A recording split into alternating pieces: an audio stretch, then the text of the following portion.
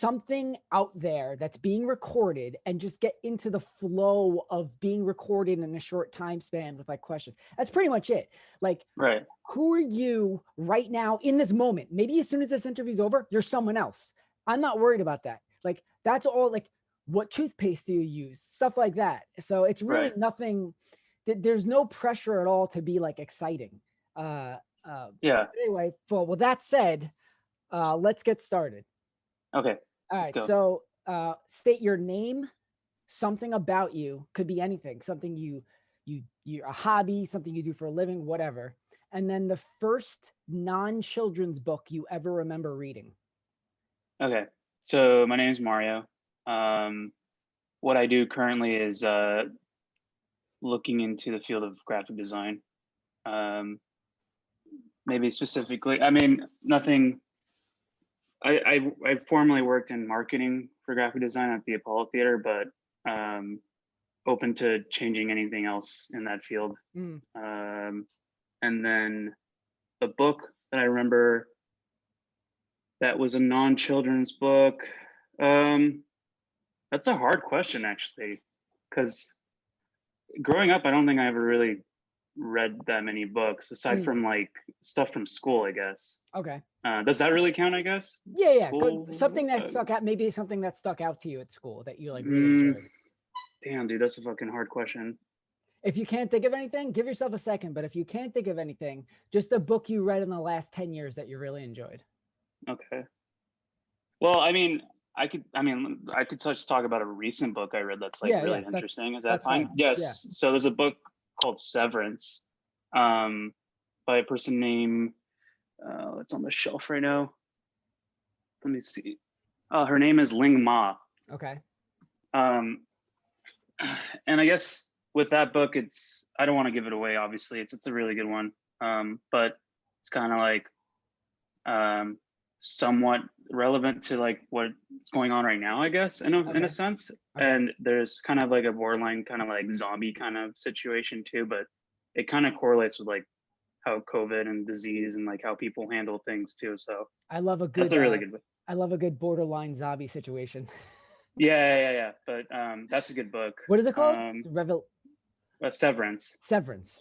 Okay, yeah, cool. Yeah. I'll have to look so that's a good one. Yeah. All right. So my first question is, what is your fucking problem? No, I'm just kidding. My first question is, if you saw someone who looked exactly like me and you saw them a few different times throughout the course of a week, running out of a bush or something like that around you, would you confront me about it? First of all, would you confront me about it? Yeah, totally. Okay. Now, I feel like I'm comfortable enough with you where I would just be like, what are you doing? You crazy piece of shit. Now, what if I denied it was me and I was sincere? Would you believe me? And this person looked just like me. I don't think I would. I don't think I would believe you. Okay.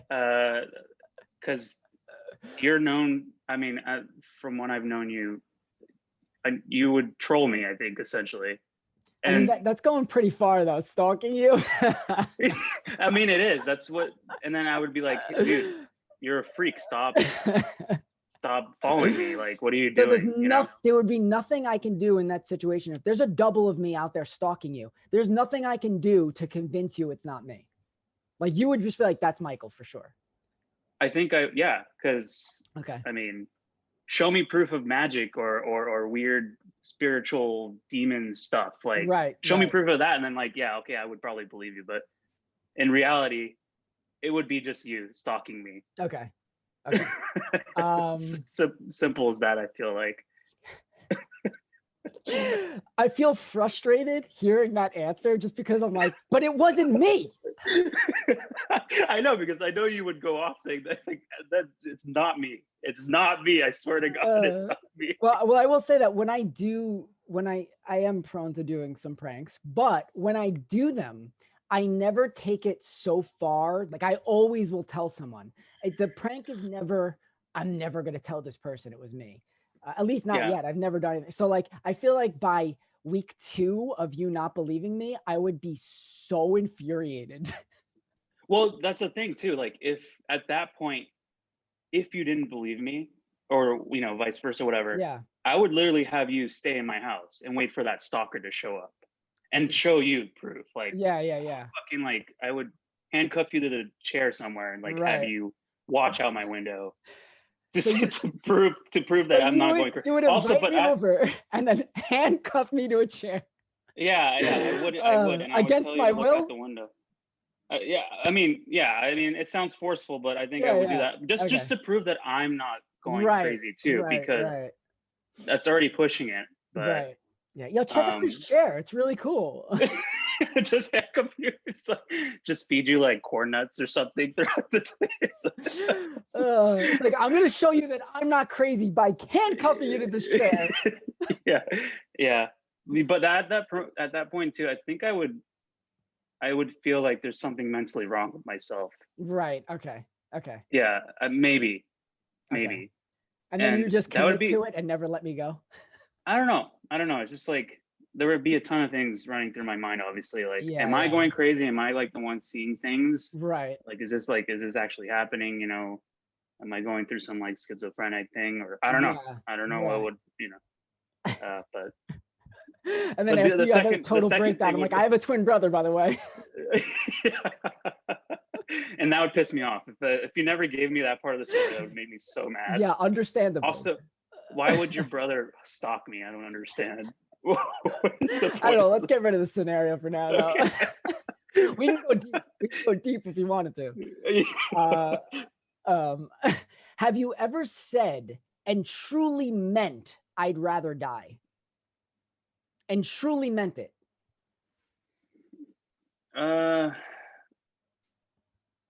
No, I don't think so. Okay. Because obviously a lot of people fear death. I mean, including myself, and it's no, I don't think I've ever meant it really. Okay. It really, I guess, depends on what the context was, but okay. No, I don't think I but ever nothing have. sticks out. What's something you say currently that isn't considered PC, but you keep on saying it on purpose or accidentally? Either one. A word, maybe a saying, anything like that. Oh man. If nothing comes to you, that's fine. We could just. No. I mean, there is a word. It's just like I did stop saying it, but like. Oh, okay. Yeah, if you stop saying it, don't worry. Just something you currently still like. For me, I still say crazy, and I know you're not really supposed to say that anymore, but I still do say. I can't stop myself. I say crazy. I say crazy, and I also say I say man, like hey man. Okay. Or like okay, dude. That's fair. Those are two perfect ones. Those are I don't know why I can't get rid of that.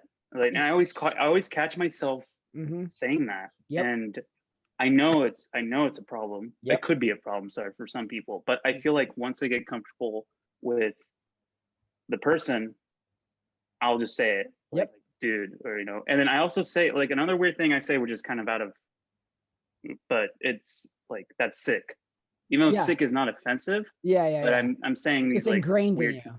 Yeah, it's ingrained in me, and I think I don't know if that's like a thing growing up, just saying that, but yeah. Anyways, back to like man or dude. I say it to any person of any gender. Yep, that's a really good example, actually. These words, I mean, it's frustrating when it's so a part of you, like crazy. When I'm like, oh, that's crazy, and I know that you're not supposed to say it, and I'm not saying it in like a rebel way. I'm not like, oh, fuck it, I'm gonna say what I want. It just happens. I do. Sometimes if instead of saying that, I'll stop myself and I'll say it drives me up a wall, but that's not it doesn't feel organic for me. I just don't know what else to say. Yeah, I know, it naturally comes out, and I feel like I say it in the tone where it's like kind of friendly. I mean, I'm not saying it like, hey man, like there's a certain way of saying it, I feel like.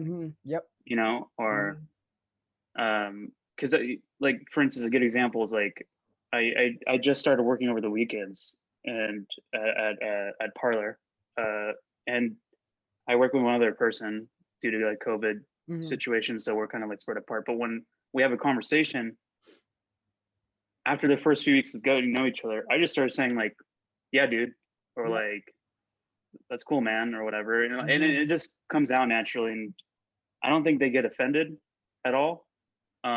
But again, it's like those things, I always think about those things, especially when I slip up and say them, because it's just natural vocabulary of mine. But you know, I don't know. I would obviously stop if someone was offended, obviously, right? But like, and as minor as that is, I think, you know, it's still important to watch how you speak in public to other people. Yeah, I feel like there's, I don't want to get too far into this specific thing, but there are some words that aren't okay to say anymore that I totally agree with. And then there's others that I totally disagree with. But that said, even if I totally disagreed with a word someone had an issue with, out of respect for them, when I was around them, I probably would do my best to not say that word. Even if I was like, that's ridiculous. That's a silly thing to worry about. But anyway, how do you handle being unsatisfied with a meal at a restaurant? Let's say it's cold or anything like that. Like there's something wrong. That's a good question, actually, because coming from the service industry, like I don't say anything. Okay. And I just tough it up and eat it. And pay a good tip in general. And talk about it with other people, obviously. But I don't go out of my way to fucking leave like a review. Yeah. It's more like me being like, okay, that was a shitty experience. Whatever the you know, and it calls for a good story, because like people who get recommendations of a place and then you hear that place was recommended to you or something, it's just like, well, when I went, I had a bad experience. But yeah, I won't go out of my way to leave a fucking Yelp review or something stupid like that, because it's like there's so many circumstances of why that might have been a bad experience. You know, maybe they didn't have the chef wasn't in, or like there was a wrong order or whatever. But yeah, I mean, like as sad as that is, because that's what frustrates me most, is like having a really sad meal sucks. Like that is one of the worst feelings, I feel like, because for me it's like I enjoy eating. And if I'm gonna go out and pay for something, I expect it to be at least a pretty decent experience. I don't need someone to fucking like refill my cup every second of water or something. But I mean, the food should be at least good, and I could say at least that I went to go try that place, and that's like my opinion, because everyone's palate's different. But I don't think have you ever said anything ever in your life that you can remember? Okay, so I did say one thing, and it was, I guess I won't name the establishment, but I ordered a cheese plate for the table. That came I know the place. No, I'm just kidding. Don't say it out loud. Yeah, they have those cheese plates. Yeah, I know that place.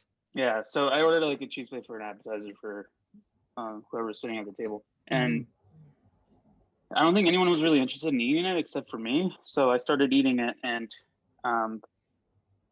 there was one cheese on that plate that tasted like fucking rot. Like it was rotten. It was like eating like fucking horse shit. I don't even know what horse shit tastes like, but it tasted so bad. Oh, I do. It tastes pretty bad. Yeah. Great. But I think you would have enjoyed the cheese, actually. But no, it was fucking awful. And I was like, man, are they really fucking serving this?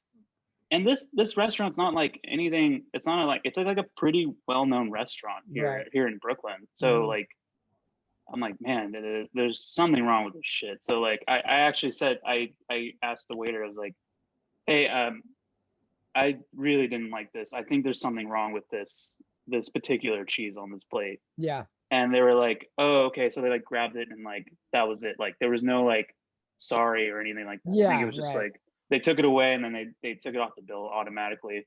So, I mean, I felt like a dick doing that, but like that shit, that did not taste good. Yeah. That was the only time I really said like, yo, there's something wrong with this thing. Yep. Like it's rotten. Like it doesn't taste good. Unless you're selling rotten cheese to people, that is like, I feel like if you didn't say anything at that point, that there would be an issue with you at that. Like I get, because I'm the same way as you. I rarely say anything. The only one time I can think about, I think I've only done it once in my life, where I was like, yeah, this is not, I'm not paying for this. But for the most part, if something's like, whatever, this is crap. I'll still just eat it and not say anything. Yeah, it's fine. But Yeah. I feel like for people like us, there has to be a line. And I feel like that cheese thing was definitely a line. Yeah, and I get it. Like this cheese that like gets aged and stuff too, and maybe I'm not very particularly knowledge in cheese too, but Yeah. there was something definitely wrong with that because it was inedible. I'm telling you, like Right. it's just like there was something really extremely smelly. Cheese is smelly already in general, but like it was to the point where like it backfired and it was like I feel like I could smell it in my system even after like having one bite of it. Yeah. It was just like it infested my body that whole day, you know, like it was that bad. Couldn't So shake that taste. I don't exactly know how to word this, but like, who are you in the middle of the night? Do you wake up often? Yeah, but that's just normally to pee. Okay, so you're not like, you wake up, you pee, you go back to sleep. Yeah. Nothing crazy. Okay. Yeah, nothing too crazy. Yeah, we both just said crazy. Can you censor that every time we say it? Can you just like beep every time we say it? Or edit? Yeah, do that when you edit. Yeah. That was beep. I'm way too lazy to do that, but pretend I did. No, you need to censor it. You need to censor it. Who raised you? Who raised me? Well, both my parents were divorced, so at a very young age. So I would rotate 1 week with my mom and one week with my dad. Okay, so your biological parents. Right. Yeah, they raised me. Okay. Yeah, every week I would switch off until I was about 14 or 15. By the way, I don't know about your experience with that, but I've did that started from around age 6. And instead of 1 week on, 1 week off, it was weekends with my dad and then the week with my mom. And I never, ever got used to it and never enjoyed it because they had such different parenting styles. My dad would be dating people who would like try to mother me in certain ways that didn't make sense with the other lifestyle I was living. It was never a nice, easy time. No, I don't think it was the same with me either, because even though you're a long extended time of the week and the weekend with one person and then the same with the other person, it was really confusing. Yeah. And yeah, I mean, both lifestyles are obviously different. And then in terms of like schooling too, I think it was kind of difficult to really focus on that, I guess, because both taught differently, and I felt like I never had that that real focus, you know, because like the obviously the environment was always changing every single damn week. So and I always thought it was weird too that people did like week and weekend with divorces. And I think I guess my case is kind of special. I don't know if you've heard anybody else really doing it, but like week to week to every other. Yeah, I've definitely heard. I think that's more common. I'm not positive though. Yeah, it's funny. I never actually really asked people like what they go through when they grow up, but like, yeah, in my case too, it was kind of fucking all over the place, you know, and moving to apartments. Sorry, I mean, I was like, it's too bad we're already up there with time, because I feel like we can get into maybe ways in which it's like impacted our personalities, because I'm sure both of us have been impacted by that sort of instability. Yeah, for sure. Maybe we'll do a follow-up with this. Oh yeah, we can. Originally, these were only supposed to be 15 minutes. Oh, but I think all of them have gone over that, but I try not to go over too far. There's so many times in all of these though that I want to really delve into a topic. Maybe I'll try something again one day that's more long form, but yeah. How confident are you in your ability to fight? Very minor confidence. Yeah. And I guess to go into that a little bit, never picked a fight with anybody. Actually, sorry, except for one time, but it was over a drunken situation. But even then, it just involved ripping a shirt after being pulled off. Please tell me it was yours, that you just went whoosh. No, I ripped someone else's shirt. Come on. Yeah. But it's stupid high school stuff. Like, will you make a promise to me right here, right now? Remember, this is being recorded. That if you ever are in a situation where you could potentially get into a fight, you will rip your shirt off and scream my name. Sure. Yeah, I can do that. Your full name, right? Michael, like you just scream at the guy's like, what the hell? I'm assuming it's a guy. It might not. Yeah. I might not. I mean, let's hope it's. I hope I want to play anyone else. No, but yeah, honestly, no, I don't have a rage or fighting bone in my soul really to find anybody. Here's a question. Go on. No, go ahead. Let's go. I was gonna say, based on what I just said, like it's probably a guy. I hope it's a guy. Do you think that could be construed as a sexist statement? I'm just curious. In terms of me fighting, like that I said, I hope it's a guy, or it's probably a guy. Do you think that could be construed as we sexist? could go deep on this too, because what does it really mean to be a guy? Yeah. Right?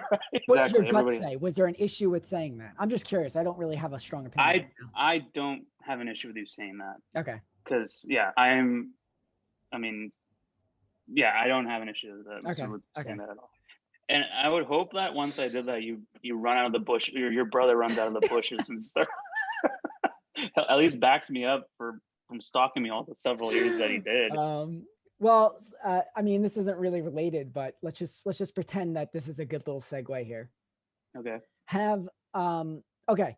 Is there ever a time that you can think of where there was a misunderstanding that led to an argument or a really uncomfortable situation with somebody that never got resolved? I guess potentially with a stranger or something like that. And there was never a resolution. They had an image in their head of something that you meant to be doing or whatever, and it led to a weird situation that never was resolved. Maybe you stepped on someone's foot and they were convinced you did it on purpose or something like that. Man, that's a good question. I don't know. If nothing comes to mind, that's fine. I'm pretty sure that's happened before. But nothing sticks out. Okay.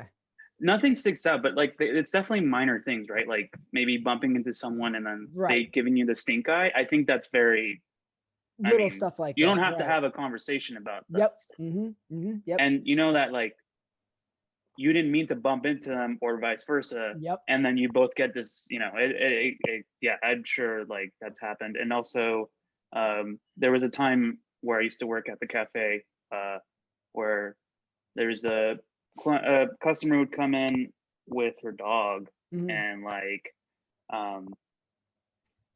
the dog was fine up until the point where, well, that's the thing. It's like bringing a dog into an establishment is, I don't know why people are so casual about that. I know I'm going a little bit off subject, but that's fine. Long story short, the dog did something to another customer, and then I confronted them, and they misinterpreted what I said about them being allowed to have the dog in the shop, and then it got so skewed that there's no way out. There was definitely no way out. It was a big argument. Well, that's a perfect example for my question then. Yeah. So I guess what happened was it led up to a Yelp review, a Google review. Oh, geez. What else?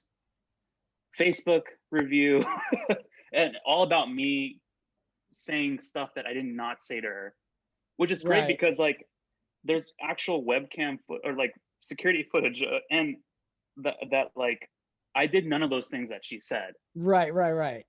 So she's obviously trying to skew the story and making me look like the bad person and make the business look bad. Yep. But funny because like none of that stuff really happened. And I mean, like I said, long story short, the argument was so pointless because it's just like it should just be common sense, really. I think it's like don't bring your dog into establishment and don't pull the card of that your dog is like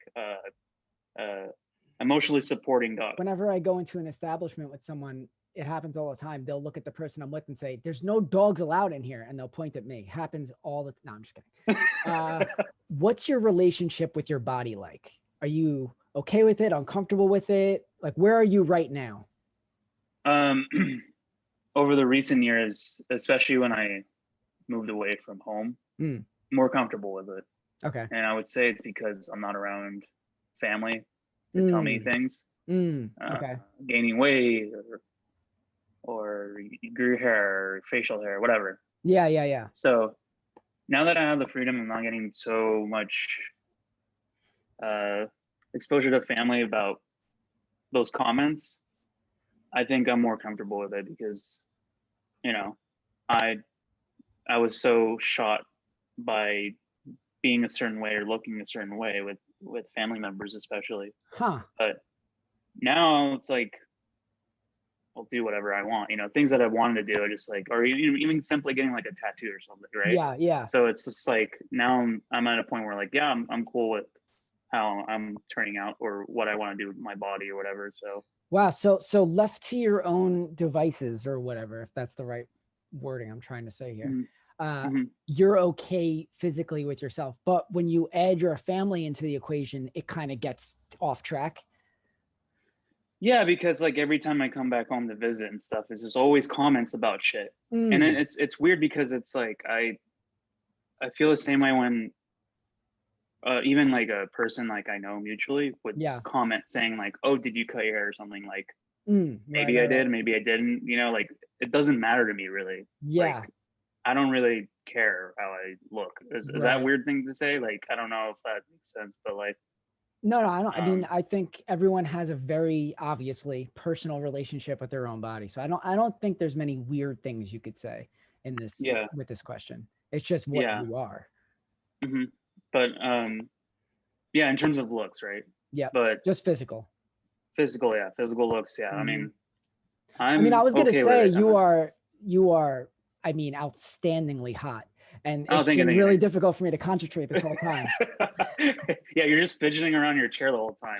I know. I was gonna mention that I'm actually in, and no exaggeration, tremendous back pain. So that's why I'm in very fidgety. Okay. This specific converson, and probably sorry, I didn't mean to be an asshole to call you. No. I'm glad you did, because I was gonna say something, but I was like, maybe I shouldn't. I'm in really bad back pain, and it's making me very fidgety.